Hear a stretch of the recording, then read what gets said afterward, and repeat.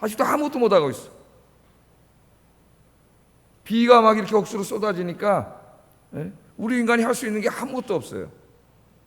자연의 섭리 앞에 우리 인간은 정말 무기력하고 무능한 존재임을 깨닫게 됩니다. 우리는 다시 한번 솔로몬의 기도가 생각이 나요. 하나님이 함께하지 않아야 하시면 파수꾼의 경성함이 허사하고 집을 짓는 자의 수고가 헛되고 아침에 일어나서 밤 늦게까지 수고함이 다 헛되다 그랬습니다. 하나님이 지켜해 주셔야 되는데 여러분 남은 인생 겸손하게 무릎 꿇고 하나님만 의지하고 사시기를 주의 이름으로 축복합니다. 하나님 주시는 설교의 말씀이에요. 자, 오늘은 로마서 강해로는 이제 50번째 말씀입니다. 사랑으로 하나 되어 예배하라, 그런 주제로 말씀을 전하겠습니다. 사랑으로 하나 되는 것 중요하고 그렇게 되어서 함께 성도들이 예배하는 것 중요합니다. 사랑으로 하나 되어 예배하라. 자, 오늘 우리가 읽은 본문 로마서 15장 1절부터 13절까지 좀 긴 본문을 다 읽었습니다. 몇 번에 나누어서 설교할 수도 있겠지만 그러면 오히려 전체의 그 흐름이 끊길 것 같아가지고 다 읽었어요.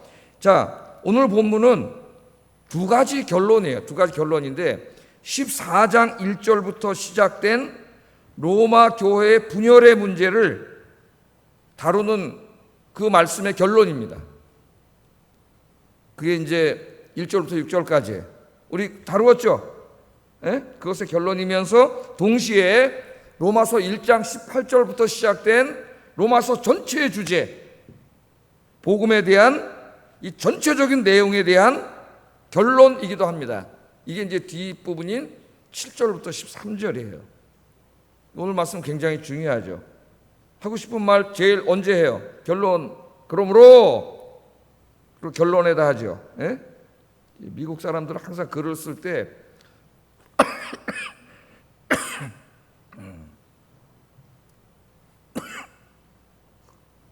살에 걸린 거예요. 살에 걸린 거. 우리 목사님도 병 걸린 거 아닌가?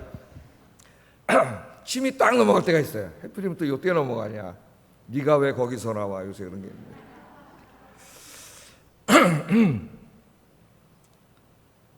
제가 뭔 얘기하다가 이제 까먹었네.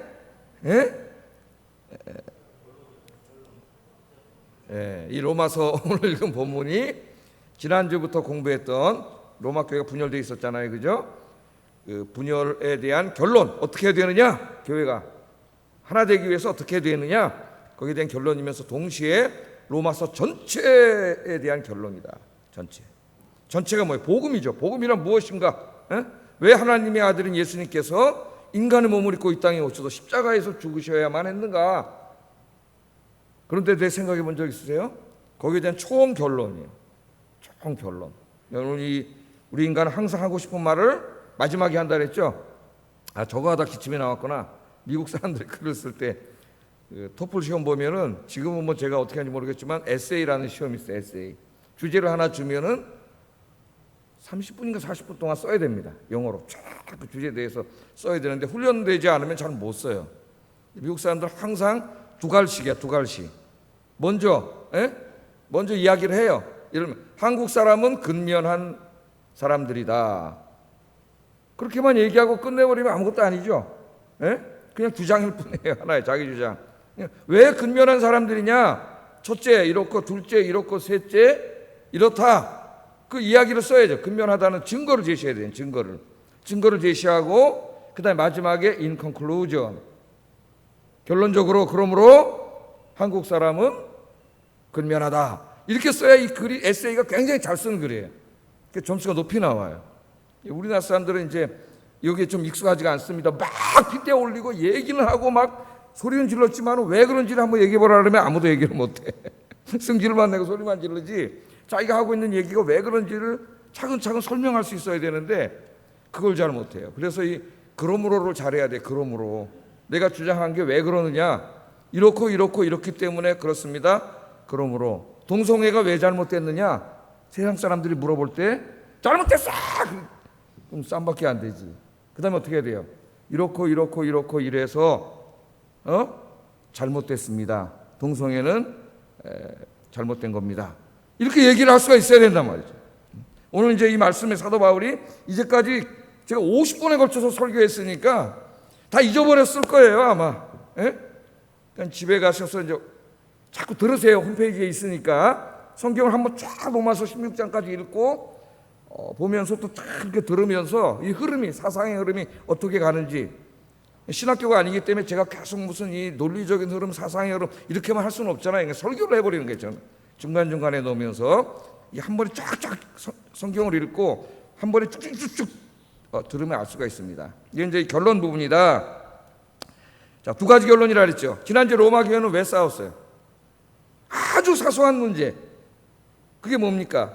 예수 믿고 구원받은 그리스도인들이 구약에 있는 음식의 규례와 율법의 규례를 지켜야 되느냐 안 지켜도 되느냐, 거기에 대한 의견이 나뉘었다 그랬어요. 신앙생활을 좀 오래 했고 성경과 신학적인 지식이 풍부했던 사람들을 강한 사람이라고 하는데, 그 사람들은 괜찮아, 그거 하나님 다 주신 거야, 그런 음식법 날들에 관한 규례는 신약시대 사람들하고는 상관없어, 그거 안 지켜도 돼. 그래서 막 저 우상에 상에 올라갔던 고기도 먹고 근데 자유로웠는데, 주님을 똑같이 사랑했지만 아직 그런 신학적이고 성경적인 지식이 풍부하고 성숙하지 못했던 사람들, 약한 사람들이라 그러는데, 주님에 대한 사랑이 약한 게 아니라 그랬어요. 그런 부분이 약한 부분들이었어요. 여러분들은 이걸 먹으면 우상 숭배하는 죄를 짓는 것과 똑같은 죄를 진다고 생각을 했기 때문에 그 사람들이 먹는 걸 보고 깜짝 놀랐어요. 아니, 장로님 저걸 먹어? 우상 숭배인데? 이랬단 말이에요. 그래서 이런 걸 뭐라 한다 그랬어요? 아디오포라라 한다 그랬어요. 지켜도 되고 안 지켜도 되고. 별로 중요하지 않은 문제 가지고 서로 어떻게 했어요? 무엇이 옳은가를 판단하는 건 나쁜 게 아니라 그랬습니다. 거기서 끝나야 되는데 이걸 가지고 서로 어떻게 했어요? 좀 아는 사람들은 비난하고 업신여기고 정죄하고, 또 잘 모르는 사람들도 거꾸로 우상숭배자들이라고 욕하고 저주하고 이런 일들이 벌어졌습니다. 교회가 하나 돼야 되는데, 서로 사랑해야 되는데, 이거 아무것도 아닌 문제 가지고 교인들이 싸우고 있단 말이에요. 제가 뭐라 그랬어요? 모든 교회 갈등은 아무것도 아닌 일에서 시작한다 그랬죠. 아주 사소한 문제로 의견이 나뉘다가 거기에 대해서 사람들이 양쪽 의견으로 붙어요, 이렇게. 예? 저건 나랑 평소에 가깝게 지내던 사람 아닌데? 난 이쪽 지지해야지. 사람들이 붙어가지고 나중에 이게 어떻게 돼요? 세력이 돼가지고 서로 싸워서 교회를 가르고 고발하고. 여러분, 나중에 왜 싸웠나 보면 아무것도 아닌 대부분이. 이건 하나님 너무 안타까운 거죠. 예?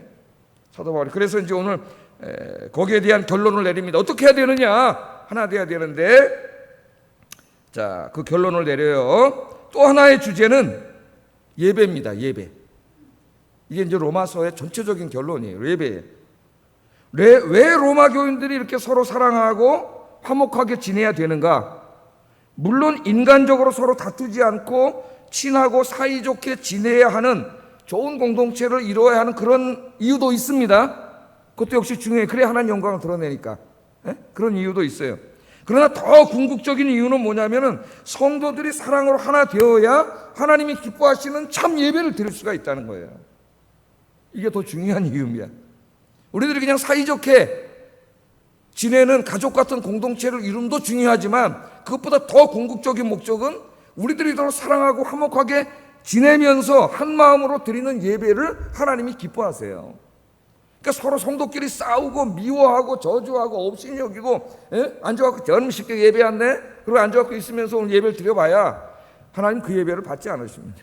하나님이 기뻐하시는 예배가 아니에요. 그래서 우리 성도들이, 온 성도들이 한 마음으로 오늘 성경에 있는 대로 한 입으로 하나님을 찬송하고 예배하는 것을 하나님 기뻐하시죠. 그렇기 때문에 우리가 서로 사랑으로 하나 돼야 되는 거예요. 여러분, 자녀들을 키우시는데 여기 보니까 삼둥이 엄마 아빠들이 이제 막 여기 앉아 계신데, 집에서 애들이 맨날 싸우면 여러분 마음이 어떻겠어요? 형제들끼리 싸우면 속상하겠지. 우리 인간 부모의 마음으로만 생각해도 어느 정도 하나님의 마음은 이해할 수가 있잖아요. 온 성도들이 모여서 하나님을 예배해요. 그런데 이걸로 끝나는 게 아니에요. 왜 또 그럼 교회가 온 성도들이 서로 사랑하면서 화목하게 지내면서 한 가족이 돼가지고 하나님을 예배해야 되느냐? 궁극적으로 하나님의 목적은 교회만이 아니에요. 온 세상 열방, 지금 이슬람교를 믿고 있고 불교를 믿고 있고 힌두교를 믿고 있고 공산주의 사상을 믿고 있고 이런 모든 사람들이 다 구원받은 하나님의 자녀가 돼서 온 세계 열방이 하나님을 찬양하고 예배 드리는 것, 그것이 하나님이 가장 기뻐하시는 일이에요. 기뻐하시는 일. 로마서를 쭉 읽다 보면은 예수님이 이 땅에 인간의 몸을 입고 오셔서 십자가에서 죽으신 이유, 궁극적인 이유가 거기에 있습니다. 이제 제가 강의를 하겠지만은 그것을 너무 종교개혁 이후에 이신칭이 개인 구원에다만 집중시켜 가지고 성경의 가르침이 상당히 어느 부분 축소되고 왜곡됐어요. 개인 구원은 굉장히 중요하지만 성경의 가르침 개인 구원이 궁극적인 목적이 아니에요. 한 사람 한 사람을 구원해서 그렇게 해서 전 세계 사람들을 구원해가지고 원래 다 하나님의 자식들이잖아요. 하나님 형상으로 만든 그분들이 우상 섬기지 않고 다 하나님께로 돌아와가지고 함께 서로 사랑하면서 싸우지 않고 전쟁하지 않고 한 분 하나님께 찬양 드리고 영광 돌리면 그게 하나님 나라가 이 땅에 완전히 이루어지는 거지. 그게 궁극적인 목적이에요. 우리 예수님이 그 일을 위해서 오셨다는 것, 그것을 오늘 전체적으로 가르쳐 줍니다. 이제 설교는 다 했어요. 제가 서론에서 핵심은 다 얘기했어요. 왜 그런가? 이제 본문 하나하나 좀 들어가 보겠습니다. 자, 첫째는 이런 전체적인 이제 얘기를 들었으니까 이 사도 바울이 14장부터 생겨난 로마 교회 갈등과 다툼의 문제를 다루면서 하나 돼야 된다. 서로 사랑함으로 하나 돼야 된다. 그것을 가르칩니다. 14장은 상세한 문제를 다룬다면 15장 오늘 1절에서 4절까지는 포괄적인 원리를 다룬다. 그렇게 보면 되겠어요. 비슷한 내용을 계속 얘기하고 있기 때문에 신학자들이 이게 14장하고 15장 앞부분하고 무슨 관계가 있지? 하나 요약하면서 포괄적인 원리를 다룬다고 보면 되겠습니다. 자, 어떻게 돼요? 양쪽이 싸우고 있는데 하나님의 방법은 뭐냐면은 믿음이 있다고 자부하시는 분들, 그분들에게 이야기합니다. 믿음이 약한 분들에게 얘기하지 않아요. 교회가 하나 되는 데는 믿음이 있는 분들의 역할이 굉장히 중요해. 믿음이 강한 분들이라고 오늘 성경에서는 그랬는데 이분들이 믿음이 약한 분들의 연약함을 사랑으로 감싸 안으라 그럽니다. 싸우지 말고. 그러니까 여러분 믿음 좋은 사람이 잘해야 된다 이 말이에요. 여러분 믿음 좋으시죠? 예? 믿음 좋으신 분들이 잘해야 돼. 뭐라 그러시느냐? 1절 한번 읽어보겠습니다. 시작. 믿음이 강한 우리는, 그러니까 우리는 그랬으니까 사도 바울도 어디 들어가는 거예요? 믿음이 강한 자 안에 들어가는 거죠. 그러니까 다시 말합니다. 여기 믿음이 강한 자와 약한 자는 주님을 사랑하는 뜨거운 열정에 있어서 차이가 있다는 얘기가 아니라 그랬어요. 그건 똑같아. 그런데 똑같이 주님을 사랑하지만 믿음이 강한 자는 신학과 성경 지식이 더 풍부한 사람이고 믿음이 약한 사람은 믿은 지 얼마 안 됐기 때문에 주님을 사랑하지만 그 부분이 좀 약한 사람이란 뜻이라 그랬어요. 자, 교회가 사랑으로 하나 되는 길은 간단해요. 싸우지 말고 믿음이 강한 분들이 믿음이 약한 분들의 약한 부분을 담당해 주라는 거예요. 그 비난하지 말고 업신여기지 말고 담당해 주라 그랬어요. 여기 믿음이 약한 자의 약점은 윅 포인트를 말하는 게 아닙니다. 여기 약점은 약함을 말하는 거예요. 약함. 신앙적이고 이런 성경 지식적인 부분에서 좀 모자르잖아요. 약한 부분이에요. 즉 믿음의 연약함 때문에 발생하는 실수 혹은 미성숙함을 말한다고 할 수 있습니다. 그런 게 있죠, 당연히. 주님을 뜨겁게 사랑하지만 아직 예수 믿은 지 얼마 안 됐다면은 그 부분에 대해서는 잘 확실히 모를 수가 있어요. 자, 그분들이 그렇게 얘기할 때 먼저 믿어서 내가 좀 많이 아는 사람이 딱 발장 끼고 저 아무것도 모르면서 지가 언제 믿었다고 까불어 금서 없이 여기고 욕하고 비난하고 그러면 안 돼. 교회는 다 깨지는 거예요. 그들의 연약함을 어떻게 하라고요? 믿음이 강한 우리가 마땅히 담당할지니라. 담당하다. 담당한다는 말은 연약한 사람의 무거운 짐이나 고통 따위를 대신 짊어져 주는 거예요. 여러분들 길거리 가는데 뭐 요새는 그 받은다 그러면 또 안 될 거예요. 도둑놈 몰릴 수도 있는데 옛날에는 어때요? 연세 드신 분들이 이렇게 무거운 짐 가지고 가면 젊은이들이 아유 어르신 제가 들어드리겠습니다.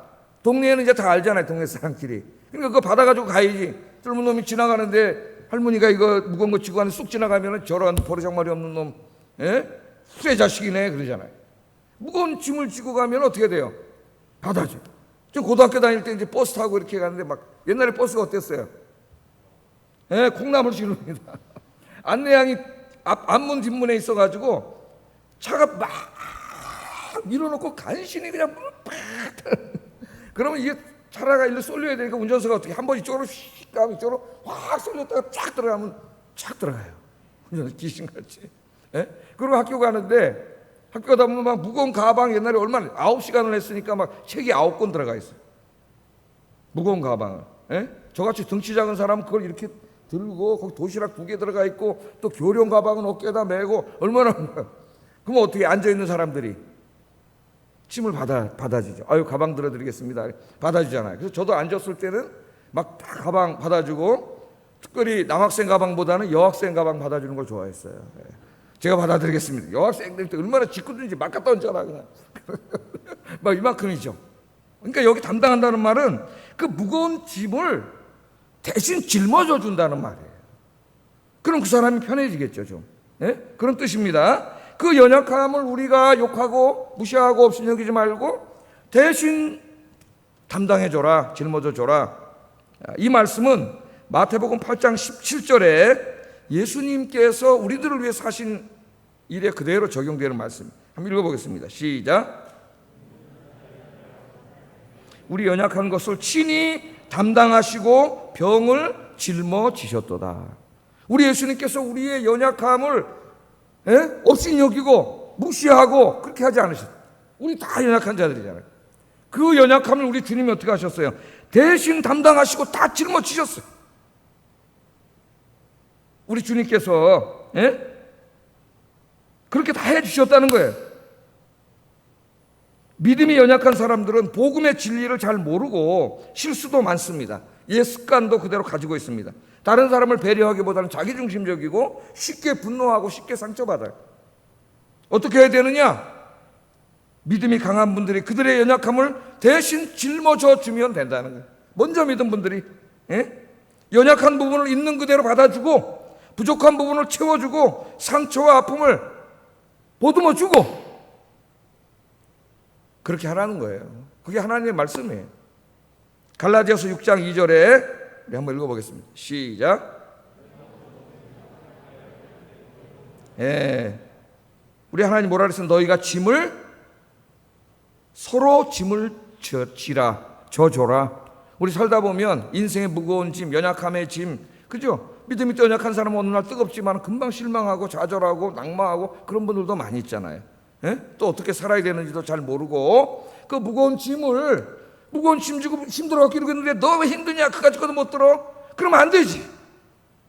어떤 사람은 병들어서 아파 죽고 하는데 너 왜 자꾸 그렇게 아파?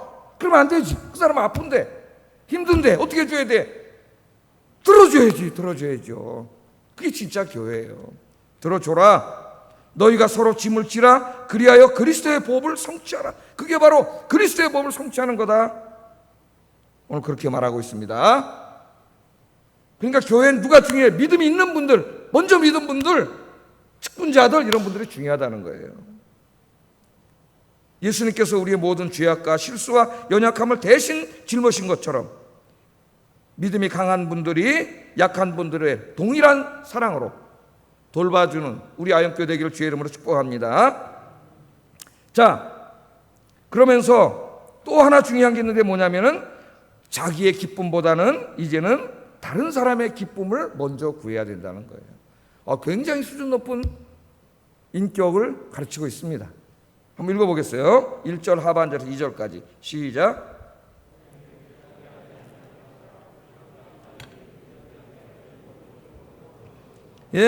이제는 우리 그리스도인들이 이건 우선적으로는 믿음이 강한 자들에게 한 말입니다. 그러나 결국은 우리 모두에게 한 말인데 자기를 기쁘게 하지 말라. 우리는 굉장히 자기에게 집중된 존재예요.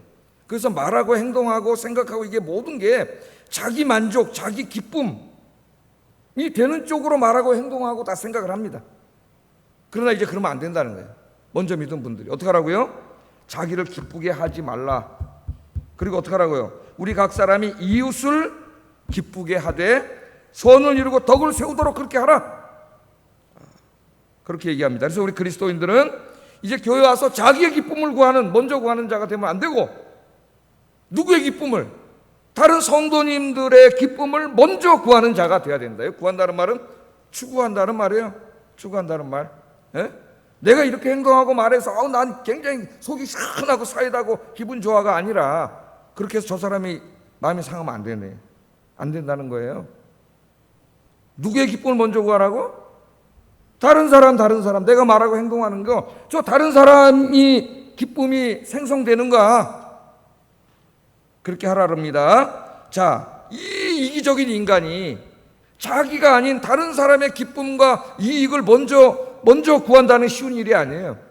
바울도 그걸 잘 알고 있습니다. 타락한 인간이 이기적이기 때문에. 그래서 다시 예수님에 대한 얘기를 해요. 예수님을 바라봐야 된다는 거예요. 예수님을 바라봐야 된다. 예? 그 일을 하려면 3절 읽어보겠습니다. 시작.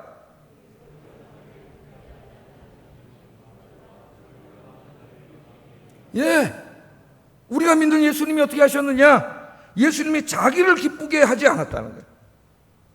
예? 그거는 예수님은 어떻게 하셨어요? 사실 때, 이 땅에 와 사실 때 항상 자기의 기쁨을 먼저 구하지 않고 제일 먼저 하나님의 기쁨을 구했고, 두 번째는 이웃의 기쁨을 구했습니다. 세 번째가 자기의 기쁨을 구하는 거예요. 우선순위가 자기의 기쁨을 먼저 구하지 않았어요. 예? 예수님이 그렇게 사셨다는 거예요. 우리는 예수님을 주님으로 믿고 있는 사람들이기 때문에 우리 모두가 교회 안에 오면은 예수님이 걸어가신 그 길을 걸어가야 된다. 우리 예수님은 어떻게 하셨어요? 자기의 기쁨을 구했다면 십자가 지시지 않았겠죠. 십자가는 고난과 고통과 두려움과 공포와 그런 건데, 거기에 인간적인 무슨 기쁨이 있어요? 자기의 기쁨을 구했다면 십자가 절대 지지 않으셨지. 근데 우리 예수님은 하나님의 기쁨을 구하고, 자기를 이 땅에 보내신 하나님의 기쁨을 구하고, 우리들에게 기쁨을 구했죠. 우리가 구원받고 죄사함받고 구원받아 하나님의 자녀가 되는 그 기쁨을 누리게 하기 위해서 우리 예수님은 자기의 기쁨을 포기하고 십자가에서 고난을 받으셨다는 거예요. 고난을 희생하셨다는 거예요. 이 얘기를 왜 해요? 로마 교회 안에 먼저 믿은 사람들, 믿음이 강하다고 하는 사람들, 직분을 가지고 있는 사람들이 교회에 와서 똑같이 그 길을 가야 된다. 그렇게 말합니다. 굉장히 성숙하고 심오한 우리의 인격과 신앙을 이야기하고 있어요. 그렇게 예수님처럼 우리의 신앙과 인격이 변화되고 성숙되어야 합니다.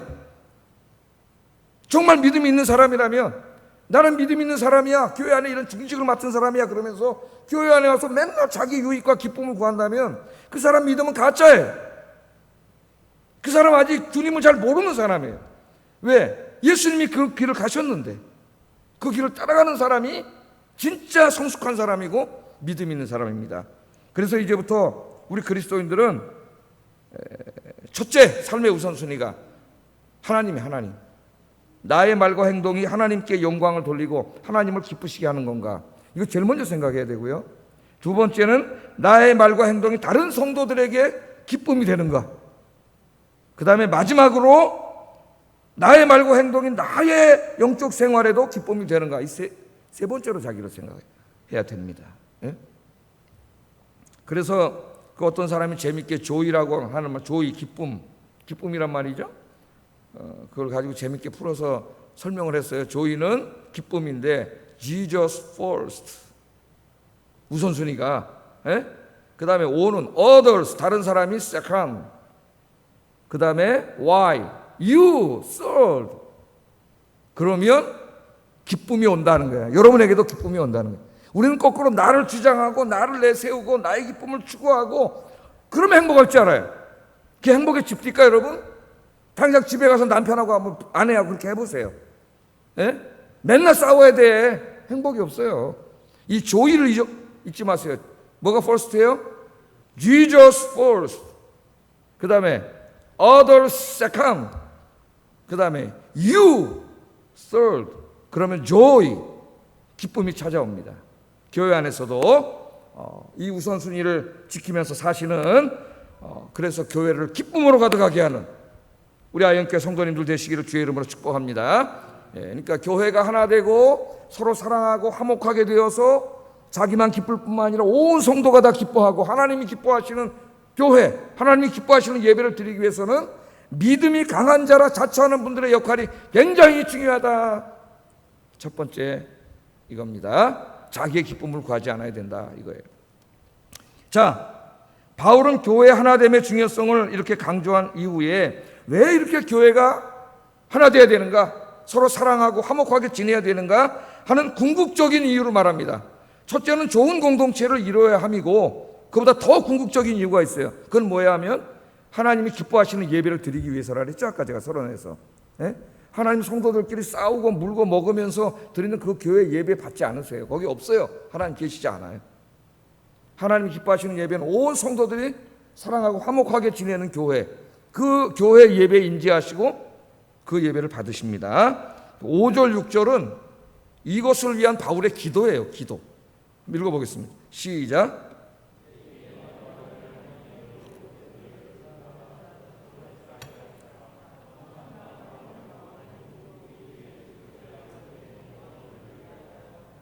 아멘. 자, 이제 인내와 위로의 하나님이 너희로 그리스도 예수를 본받아 서로 뜻이 같게 하여 주사 한 마음과, 여기서 중요하죠, 한 마음과 한 입으로 하나님 곧 우리 주 예수 그리스도의 아버지께 영광을 돌리게 하기를 원하노라. 지금 로마 교회가 하나님께 영광을 못 돌리고 있는 거예요. 모여서 예배는 드리지만 서로의 작은 문제 때문에 서로 으르렁거리고 있는 거예요. 다투고 갈등하고 있는 거예요. 그러니까 이걸 가르치면서 사도 바울이 기도하는 거예요. 그렇게 하면 안 되기 때문에 인내와 위로의 하나님이 너희를 인내하고 오래 참으시고 위로하시는 그 하나님이 이제 너희가 예수님을 본받아서 한 마음과 한 입으로 하나님 아버지께 영광을 돌린다는 말은 예배 드린다는 말이죠. 뭐 더 큰 말이지만 예배보다는 예배를 드린다는 말이에요. 예배를 그렇게 되기를, 그런 교회가 되기를 내가 간절히 기도한다, 그 말이에요. 간절히 기도한다. 그게 바울의 마음이고 바울을 통해서 표출하신 하나님의 마음입니다. 하나님의 마음. 그런데 오늘 우리가 현대 교회들을 보면 이 표준에 미달하는 교회가 너무나 많기 때문에 주일날 그렇게 많은 교회에서 예배를 드려도 그 예배가 다 하나님 앞에 상달되는 예배가 아니에요. 어떻게 성도들이 서로 다투지 않고, 그래도 인간들인데 이렇게 사랑하면서 화목하게 지내면서 예배를 드릴 수 있는가? 우리 사도 바울이 또 오늘 예수님을 모델로, 계속 오늘 예수님을 모델로 제시해요. 우리가 예수님 바라봐야 됩니다. 우리 신앙생활은 결국 예수님 걸어가신 길을 뒤따라가는 거예요. 7절 읽어보겠습니다. 시작. 너희도 서로 받으라, 받으라, 그 말이에요. 자, 예수님이 우리들이 죄인임에도 불구하고 말썽꾸러기임에도 불구하고 예수님이 생명을 주심으로 우리를 다 받아주셨어요. 안 받아주셨으면 우리는 다 지옥 가죠. 다 받아주셨잖아요. 예수님은 자신을 십자가에 못 박고 때리고 침뱉고 조롱하고 멸시하는 사람들을 위해서 다 용서의 기도를 들으시고 그들을 한 형제 자매 한 가족으로 다 십자가에서 품어주셨어요. 두 팔을 벌리고 예수님이 다 품어주셨어요. 그렇게 함으로 오늘 뭐라 그래요? 예수님께서 하나님께 영광을 돌렸느니라. 그러니까 여러분, 우리가 하나님께 영광을 돌리려면 어떻게 해야 돼요? 싸우고 다툰 하나님 영광을 가리는 거예요. 예수님처럼 비록 나와 생각이 다르고 뒤에서 나를 욕하고 나를 비난하고 그런 사람들이라도 다 어떻게 내가 주님의 십자가의 사랑으로 예수님처럼 품을 때 그때 하나님이 영광을 받으신다는 거예요. 우리가 하나님 영광 받으시는 예배를 드릴 수 있다. 그렇게 이야기하고 있습니다. 그래서 예배에서 중요한 것은 우리 안에 미워하는 마음이 없어요. 왜? 하나님 나라에는 미움이 없어요. 다툼이 없고 갈등이 없어요. 그래서 하나님 나라에는 용서하지 못하고 미워하고 싸우는 사람은 하나님 나라에 합당하지 않습니다. 왜? 그 나라엔 그것이 없기 때문에 그 나라에 들어가지 못해요. 이 교회 예배가 하나님 나라의 예배를 보여주는 그런 예배가 되어야 되는데, 그래서 예배 드릴 때 우리의 마음이 굉장히 중요해요. 그 예수님 뭐라 그러셨어요? 마태복음 5장 23절 24절 시작.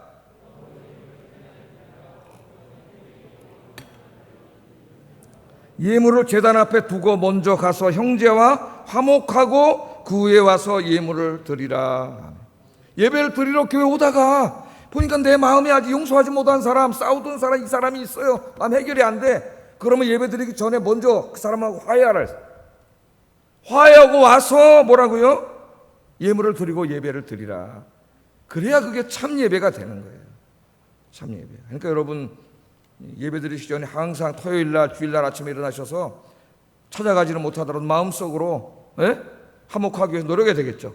내 마음이 모든 사람을 사랑하고 이해하고 받아줄 수 있는 마음 달라고. 그렇게 하고 와서 예배를 드리면 하나님이 그 예배에 임재하시고 영광 받으시고, 그러면 이 안에는 놀라운 역사가 일어나는 거예요. 하나님 임재하시기 때문에 역사가 일어나잖아요. 치유가 일어나고 생명이 살아나고, 우리 아영교회 예배가 그런 예배가 되기를 주의 이름으로 축복합니다. 그게 나 한 사람에게 달렸다. 특별히 믿음이 있음을 자처하는 나에게 달려있다. 직분자들에게 달려있다. 이걸 명심하고 우리 아영교회 예배가 항상 하나님이 임재하시고 하나님이 기뻐 받으시는 예배가 되기를 주의 이름으로 축복합니다. 여기서 끝나지 않아요. 예수님이 십자가에서 죽으시고 부활하신 이유, 하나님이신 그분이 인간의 몸을 입고 이 땅에 오셔서 그 고난을 받으시고 십자가에서 죽으시고 부활하신 그 이유는 단지 우리 한 사람을 죄 용서하시고 개인적으로 구원하셔서 우리끼리 모여서 이렇게 우리끼리 예배 드리고 이런 걸로 하려고 오신 게 아니에요. 물론 그것도 중요한 주제 중에 하나이지만, 목적이지만 더 큰 궁극적인 목적이 있음을 오늘 로마서는 가르칩니다. 이걸 모르고 이제까지 로마서를 연구하는 사람들이 자꾸 로마서의 주제를 이신칭의, 개인 구원, 너무 이런 데다가 만 집중함으로 정말 중요한 예수님이 십자가에서 죽으신 궁극적인 이유를 놓쳤어요. 8절 9절 한번 읽어보겠습니다. 시작.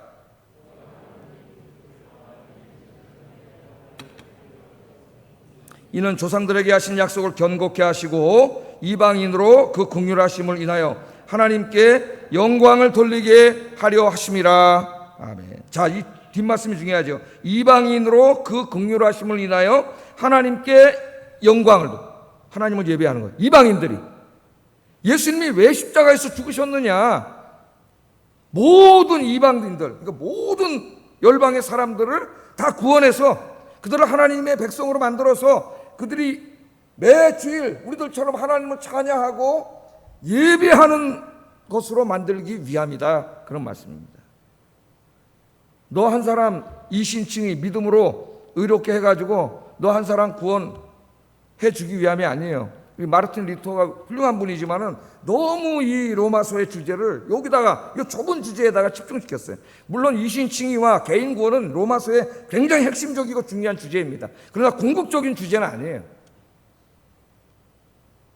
여러분 로마서 1장 복음을 설명할 때 뭐라 그랬어요? 사도 바울이 모든 사람이 죄를 짓고 하나님께 영광을 돌리지 않았다는 것으로 시작을 합니다. 이 이야기가 쭉 한번 읽어보세요. 자, 로마서 1장 22절 23절 읽어보겠습니다. 시작.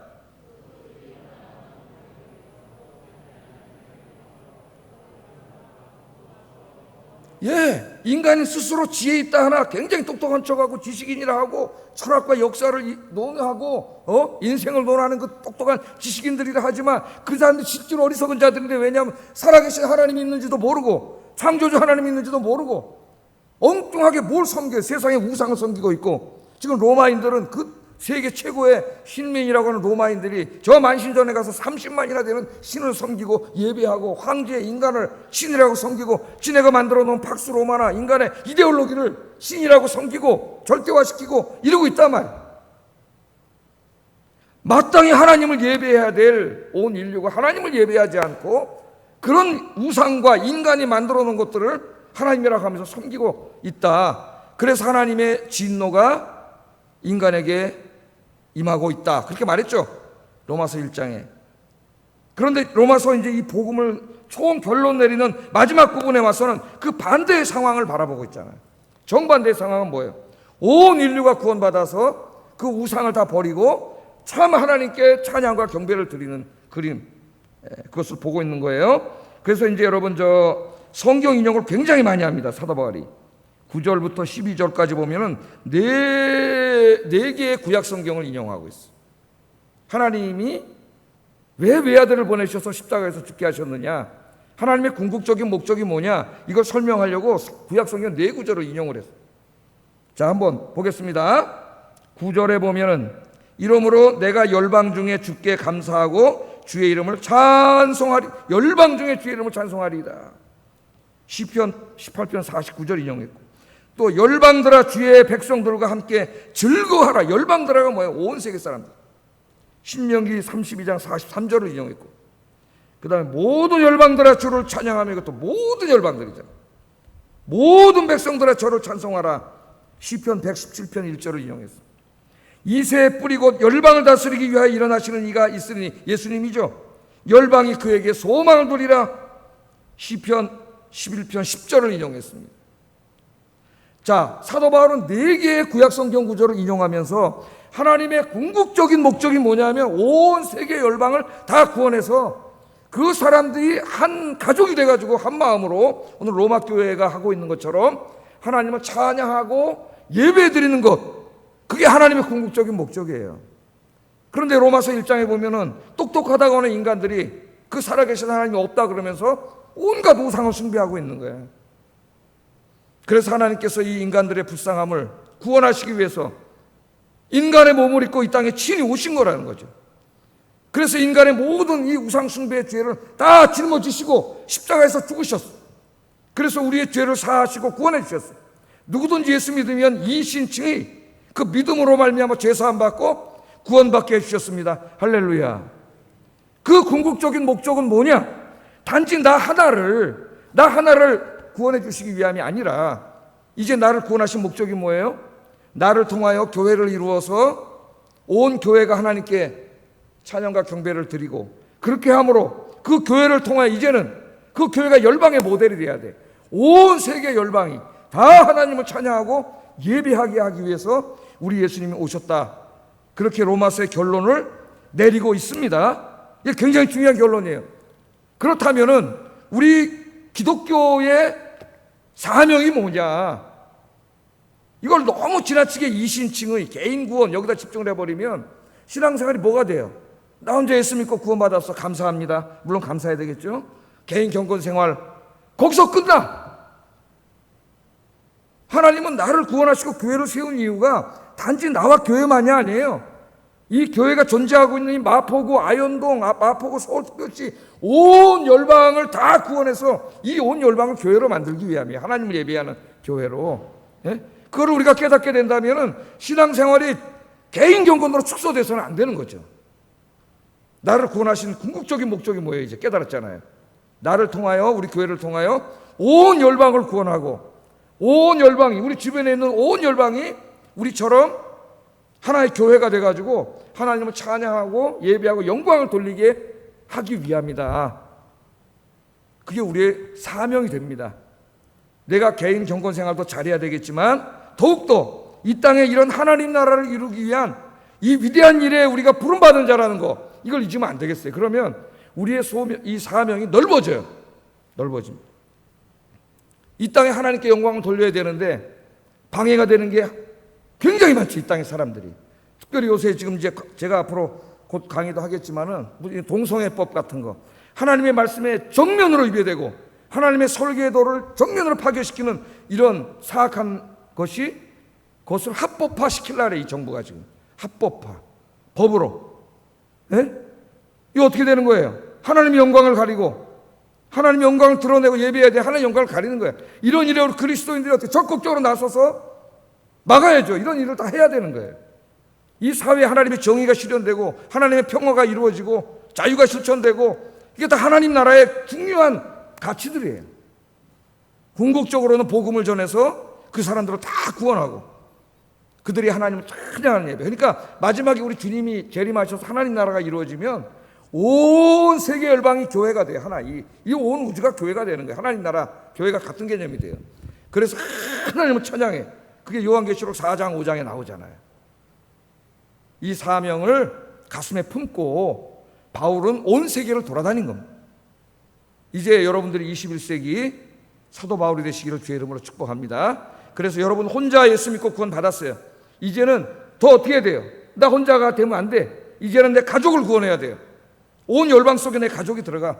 내 가족을 구원해서 내 가족이 다 하나님을 예배하면 하나님 더 기뻐하시고, 그 다음에는 바깥으로 나가서 여러분 직장 동료들, 친구들을 구원해가지고 우리 어떻게 돼요? 이 사회가 대한민국이 하나님 예배하는 민족 복음화를 이루어 통일도 빨리 돼가지고 저 북한의 잔인한 공산 정권이 다 무너져버리고, 공산 정권이 융성하면 어떻게 되겠어요? 예? 인권이 유린되고 하나님의 교회는 여전히 없는데, 영원히 없는데, 어디 그리스도인이라는 자들이 공산당, 공산 정권, 좌파를 따라갑니까? 말도 안 되는 이 하나님의 교회를 다 파괴하고 신앙을 파괴하는 자들을, 정말 이 사람들이 그리스도인 맞아요? 저 공산주의자들이 무너지고 하나님의 나라가 세워져서, 원래가 북한이 다 기독교가 융성하던 곳 아니에요. 김일성 동상 헐어버리고 교회가 세워지고 찬송하는 나라가 되도록 기도하시기를 주의 이름으로 축복합니다. 뿐만 아니라 온 열방의 복음이 전파되도록 선교를 위해서 기도하고 또 성경금을 내고, 이 하나님 주시는 사명을 주님 앞에 갈 때까지 단지 나 개인 구원 하나가 아니라 이 사명을 감당하시는 저와 여러분 되기를 주의 이름으로 축복합니다. 기도하겠습니다. 말씀은